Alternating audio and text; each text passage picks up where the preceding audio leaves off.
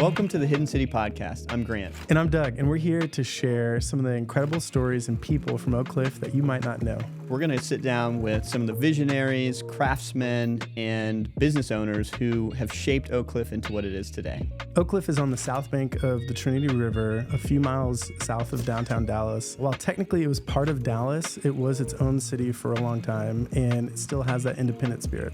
We'll dive into the history and the spirit of this place, exploring the different challenges and successes that defined it. This is The Hidden City, a podcast about the people and the stories that make Oak Cliff extraordinary.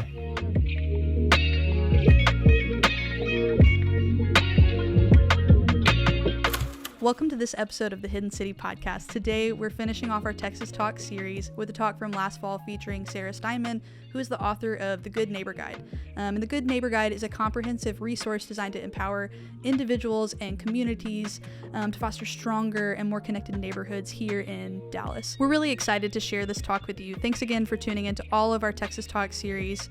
And remember, we'll be back next week with season 2 of the Hidden City Podcast.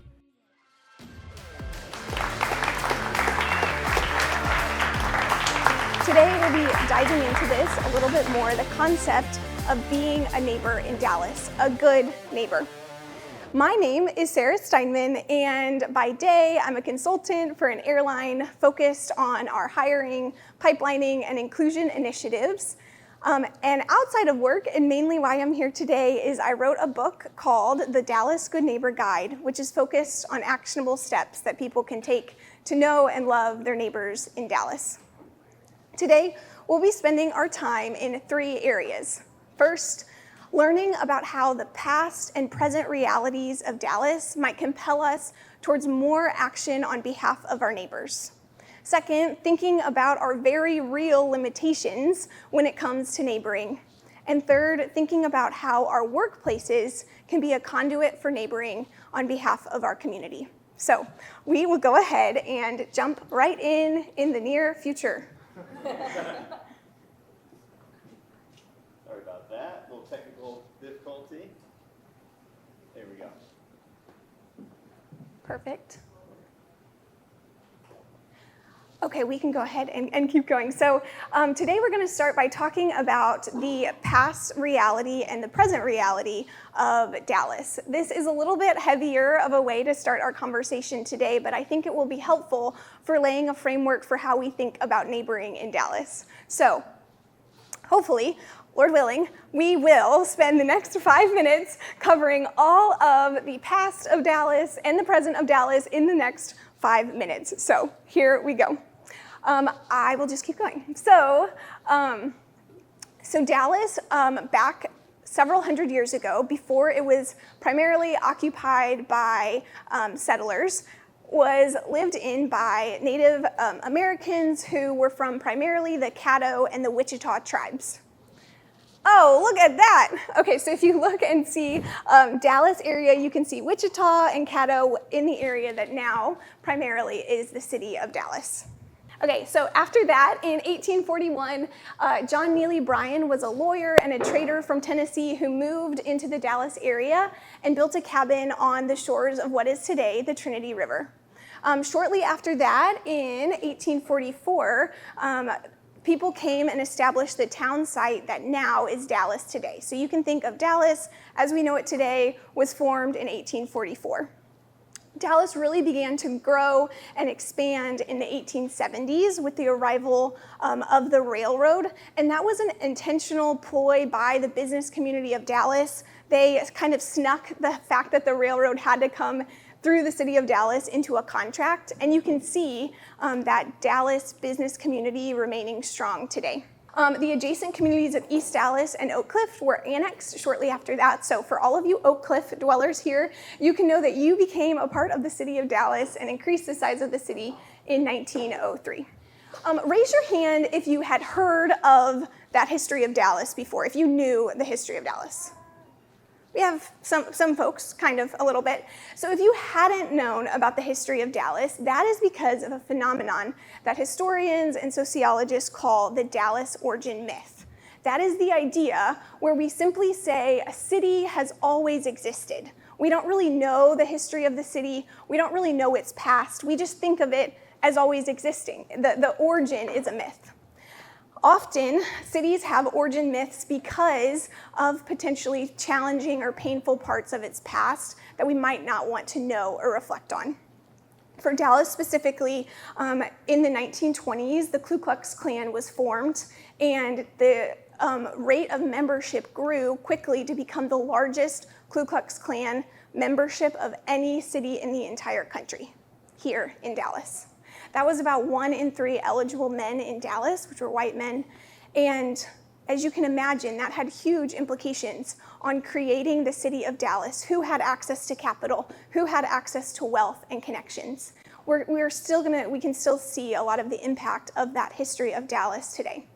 Another practice that had a significant impact on the city of Dallas was the practice of redlining, which was a legal practice organized and approved by banks where they would draw a red line. You can see that on the maps, the red areas, where the bank said, we are not going to offer loans to anyone who lives in this area. It was a legal way to say anyone in this area, which were primarily in all communities of color, can't gain access to capital in order to move out of the city or to begin to grow their capital and wealth. So we see a lot of the impact of that today.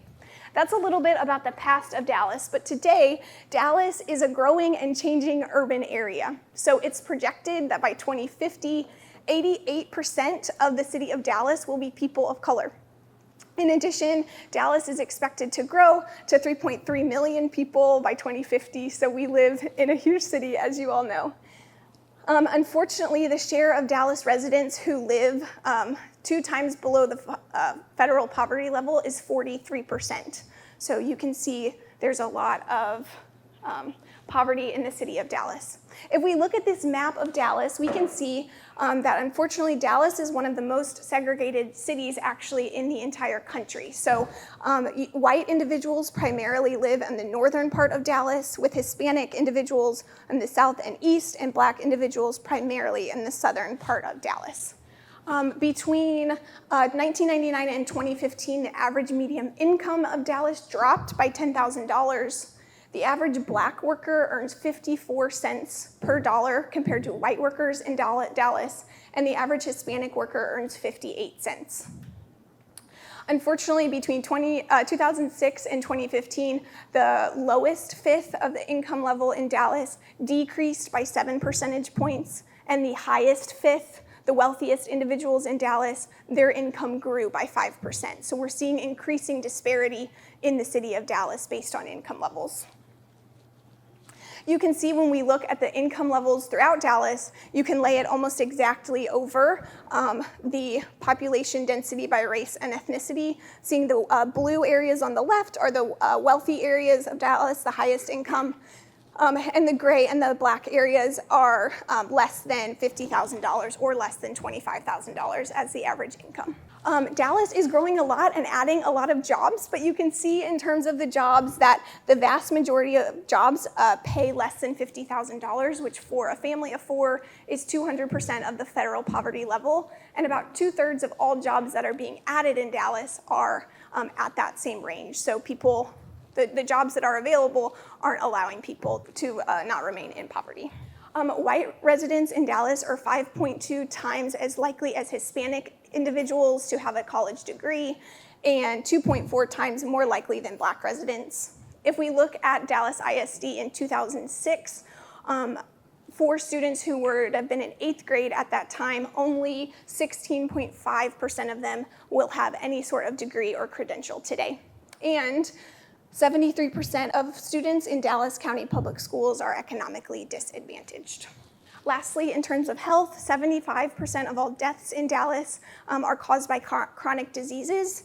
About 20% of Dallas residents don't have health insurance, and black women in Dallas County are 3 times more likely than Hispanic residents to die from complications of childbirth. That is a lot of heavy information. It's all from the Communities Foundation of Texas Dallas Economic Opportunity Assessment. I did not come up with all of those numbers or pictures or graphs by myself. You can learn more about that and get that in my book. I link to it in my book in case you're interested in learning more. But I don't know about you, but when I think about all of those things, every time I go over those statistics, I just am filled with sadness and anger about the injustice that is happening in Dallas. And I also often feel like I need to do something. I need to engage and step into these spaces. But then I often also sometimes feel very overwhelmed and think, how can I do more? I am so limited. There's only so much that I can do. And so today I want to talk to us a little bit about time and how we can think about our limitations. So if you think about our average day, someone might sleep on average for 8 hours a night. Someone might also work for 8 hours a day. They might eat for 1 hour a day, drive for 1 hour a day, spend time with people in their life or caregiving for 2 hours per day, run errands for 30 minutes a day, spend time having a quiet time or a time of mindfulness for 30 minutes a day, get ready for the day for 30 minutes a day, and exercise for 30 minutes a day. Do you all see the dilemma we have here? This is a full 24 hours. And you could argue that all of those things really have to happen for us to be functioning humans in the world. And so we have a significant dilemma. Do we add more hours to our day? Do we neglect our neighbors and these areas of opportunity? Do we fit in loving others only when it works? Do we just simply feel guilty for not being able to do enough? Or could it be that we can step into a whole life approach to loving our neighbor? You all might have gotten a handout that links to a framework that I call the Sphere of Influence framework. This is a tool that I use whenever I have a cause or area of interest that I am passionate about that I want to step into as a neighbor. So today, I'm going to walk us through the Sphere of Influence framework from the concept of a specific cause that is close to my heart, which is refugees. Texas resettles the second largest number of refugees out of any state in the country, and Dallas resettles the second largest number of refugees out of any city in Texas. So we have a lot of refugee neighbors here in Dallas. I am the proud godparent of the son of one of my friends who is a refugee, and it's just an area that is really close to my heart. So when we think about engaging in spaces in Dallas in order to better love our neighbors, we often think, what do I need to do? Well, I need to give more money, or I need to spend more time in this issue. But often that is challenging because, as we just discussed, we are very limited when it comes to time and money. So what I like to do is think about, how can I think about more than just the money that I give or the time, the free time that I have? I often think about my finances in terms of not only my giving, but also my shopping. So we have Christmas coming up, and something I might think about is, could I have all of the gifts that I buy this year for Christmas be from refugee-owned businesses? I can also think about my investments. Can I seek to invest and look for a return on investment in investments I give to refugee-owned businesses? Of course, I can think about the money that I give, but I also can think about my other assets, like my home. Do I have a room in my house that I can open up to people who are fleeing from violence? I can think about my car and the transportation that I have. Can I offer that to someone else? When I think about my time, I can think about my free time, but I can also think about my commute time. Can I listen to a podcast on my drive to work and educate myself more related to issues that are important to me? I can think about my vacation time. I recently was able to lead a trip for friends to the border to learn about what's happening with immigration and asylum seekers at the border. And it was such a meaningful way to spend my PTO, and I wouldn't trade that for anything. I can think about my meal time. Can I invite some of my refugee neighbors over for dinner? Or can I spend my lunches at work connecting with people who might be immigrants? I can think about my exercise time.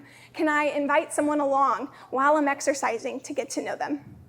I can also think about my work. I can think about my benefits. Are there any benefits that I have access to that I could leverage on behalf of others? Working for an airline, I receive buddy passes. So I can give out passes for other people to fly standby. Don't come up and ask me afterwards, though, for a free plane ticket. But I have been able to provide buddy passes to refugees who are flying home on that final leg of their journey. And it's been so meaningful, although a little challenging to navigate flying standby with someone who doesn't speak English and doesn't have a cell phone. But it has always successfully worked. I can also think about my job responsibilities, which we'll dive into more in a second. I can think about volunteerism. Can I organize 50 of my coworkers to go and engage in a cause that I care about? And I can think about consulting. With the technical skills that I have developed, can I leverage those for an hour a week on behalf of a nonprofit in the area? I can also think about the people in my life. Who are my peers? Am I real life, genuine friends with my refugee neighbors? I can think about the conversations that I'm having with my friends. Am I saying things that are true and encouraging? Am I bringing up the causes that matter? I can think about who I'm mentoring and who is coming up behind me that I'm investing in and encouraging. And I can think about my mentors and who I'm following. Could I ask someone who has been a refugee to be my mentor? I can think about my politics. I can think about voting, and not only on a national level, but also at our local politics, which is only 6% of people in Dallas are engaged and vote in local elections. So if all of us voted, we could probably sway a vote. I can think about advocacy of following my city council member on social media or showing up to a city council meeting. I can think about my faith. I can think about how I pray for those around me. I can also think about the lens through which I interpret and understand Scripture. For this topic of refugees, I can think about how Abraham was a climate refugee, as was Joseph, as was Ruth. As for me as a Christian, although this applies to most of the major world religions, I can think about how Jesus was a refugee. I can think about my church community and how I might engage in that space. And lastly, I can tie all of this back to my heart and my body and my mind. This isn't separate from who I am or the things that make me come alive. This isn't doing something out of obligation. This is doing something out of joy and delight and paying attention to my body and not trying to engage in burnout, but trying to engage in the practices of love. So I hope you all feel free to take that sphere of influence paper that I gave you, think about an area you might be interested in stepping into, and spend some time thinking how you can engage in that space more. One area I want to dive a little bit more deeply into is the concept of creating what I call shared value propositions. So I mentioned that I work for an airline as a consultant within our hiring practices, and I know many of you all maybe are self-employed or work for a small business or work for a corporation or work for a church. And I love thinking about this because I think all of us have opportunities to create shared value propositions on behalf of our neighbors. A few years ago, I had a neighbor, a couple that I was close to, and the boyfriend, Tyreek, he was in need of employment. So we were looking for him for jobs and looking at his resume, but we realized he wouldn't be able to come and work for my company because he didn't have his high school diploma or GED. And so he was locked out of jobs at my company and a lot of jobs around the country. Several years ago, during the pandemic, as you all I'm sure remember, everyone stopped traveling. So my airline, overnight, we lost 97% of our customers. So we froze hiring completely. But then in 2021, demand skyrocketed, and people were ready to travel again. We needed to hire thousands of people fast. And so we had the opportunity. How do we think about hiring practices in a way that maybe we haven't before that might have the potential to impact candidates around the country? So an area that you might not have thought a lot about is folks who don't have their high school diploma or GED. Approximately 10 to 15% of people every year don't graduate from high school, which means 10 to 15% of our country aren't eligible for jobs that have that as a minimum requirement. That's 8.4 million people, which if you look at the Cowboy Stadium here in Dallas, that would be 105 Cowboy Stadiums filled to maximum capacity of people who don't have their GED or high school diploma. But so many of those people potentially dropped out of school in 11th or 12th grade to earn money for their families.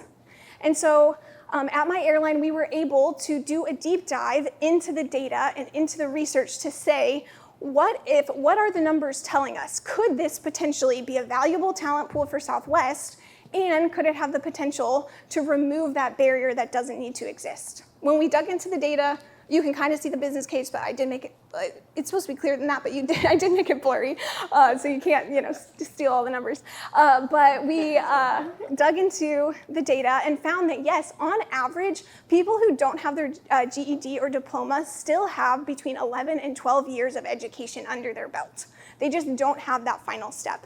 So we were able to remove that requirement at Southwest, got it approved all the way up.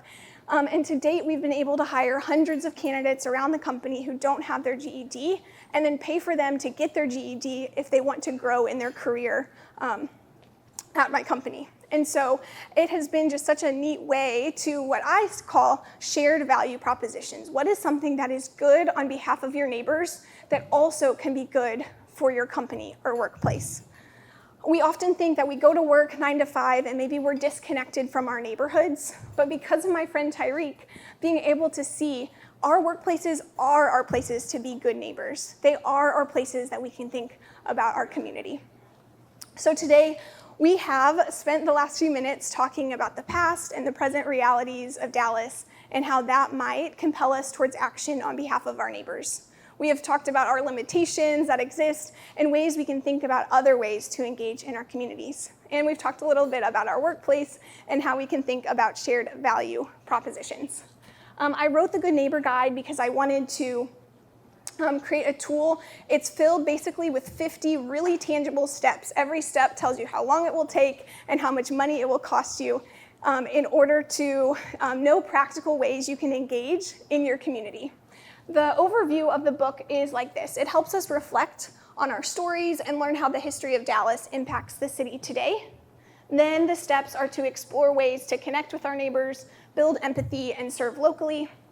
And lastly, broaden our perspectives on civic advocacy and ways to care for our shared environment.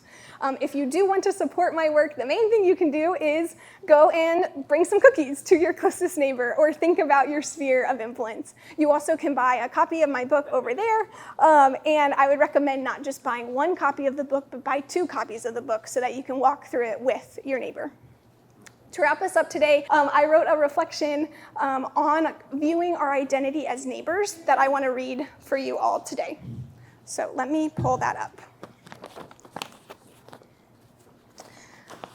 We think of ourselves as daughters or sons, coworkers or leaders. We define ourselves as parents, as professionals, or as all of the above. We wear 1,000 hats, carry a dozen identity markers that distinguish who we are and how we show up in the world.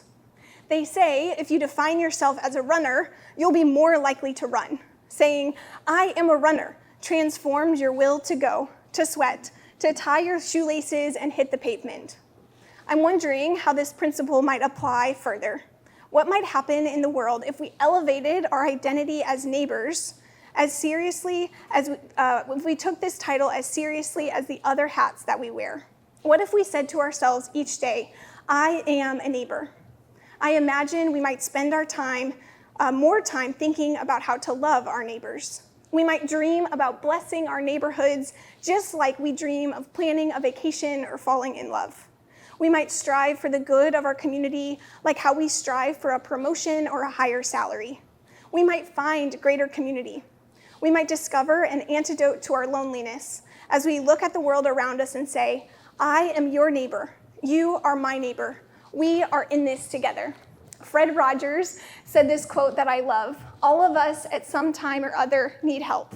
Whether we're giving or receiving help, each one of us has something valuable to bring to the world. That's one of the things that connects us as neighbors. In our own way, each one of us is a giver and a receiver. Today, try it for yourself. I am a neighbor. I am a neighbor. I am a neighbor. Thank you all so much for having me today.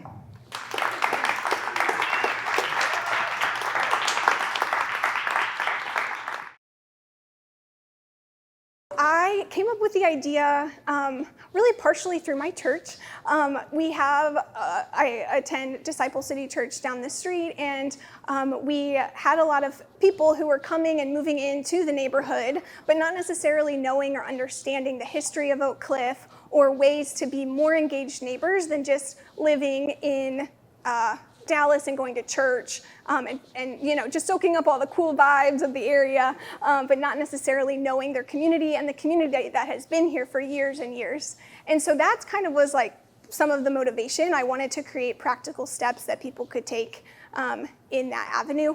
I would say I am bent towards doing like little projects here and there that I get excited about. I created a project called the Shelter Survey where I helped homeless shelters survey their clients to understand what they needed better, and have had a bunch of shelters give out that survey to their clients and have had people get fired and hired and change up programs because of that survey. And then also, like trips to the border and thinking about different things. So definitely I think is a way that I'm wired, but also I think something that everybody can do in terms of caring for their communities. Yeah, great question. Yes, there is a lot of backlash against DEI at the moment, and I think often people who feel opposed to DEI are thinking about the definition in different ways than how it is being practiced. I think when we think about, we want to create places where everyone can show up as their full selves to work and feel included. Everybody wants that. And so I think in our space, just continuing to focus on that and focusing on those areas of belonging and inclusion, removing barriers that don't need to be there, like the GED requirement. No one's going to disagree with that. And so I think just continuing to move forward in the places to create inclusion is work that's going to be able to continue. I do spend a lot of time at work thinking about these conversations. I think a lot of it, again, comes down to stories, to storytelling and the narratives that we're showing. I think showing the work that matters, that exists, that is a shared value proposition. But I would love to chat with you more afterwards about that for sure. So thank you. Oh, good question. Yes. Okay, yeah. So there's kind of like 7 main sections to the book, and then within each of them, there's just like 5 or 6 steps. Most of them, almost all of them are free. So there are some that cost money, but most of them don't cost anything at all, just 15 minutes or an hour. I would say a great first step could be maybe to follow your city council member on social media so that you can be more informed. I also would say a practice that I have implemented that really has been a game changer for me is I sit down once a year and I update a calendar appointment and put on my calendar for once a month, normally on like a Sunday evening, to spend an hour meeting my neighbors. And that's not that much, it's just an hour, but I think just having that practice of saying, okay, I not just recognize your face and can wave at you, but I actually can know your name, and just dropping off, I am a horrible cook. I do not like to cook. So I don't like to bake, and I don't really like to bake my neighbor's cookies, which is the standard thing that you're supposed to do. But y'all, Walmart has these break and bake cookies that are great, that you literally just break apart, put in the oven. And my neighbors, one of the little boys who lives next to me always says, he's like, Sarah, when are you coming back with more cookies? I'm always like, these are not that great at cookies.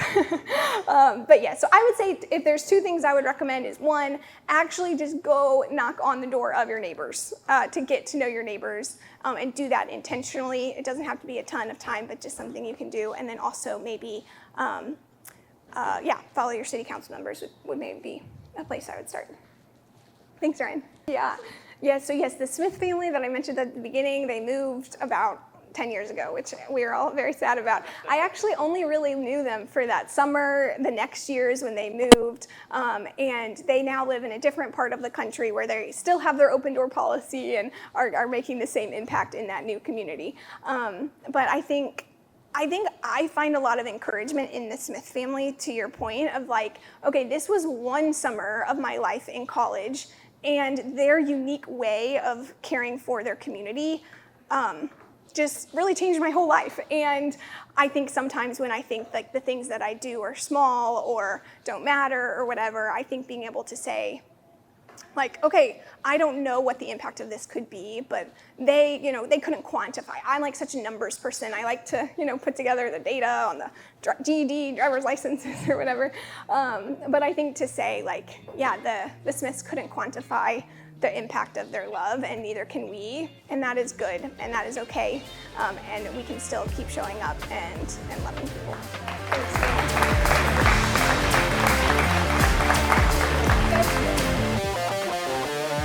Hey, thanks for tuning in to this episode of The Hidden City. We hope you discovered something about Oak Cliff that you didn't know. If you enjoyed the show, I hope you subscribe to it on YouTube and then follow us on any of the podcasting platforms. Also, if you enjoyed it, please share with a friend, and thanks so much for tuning in.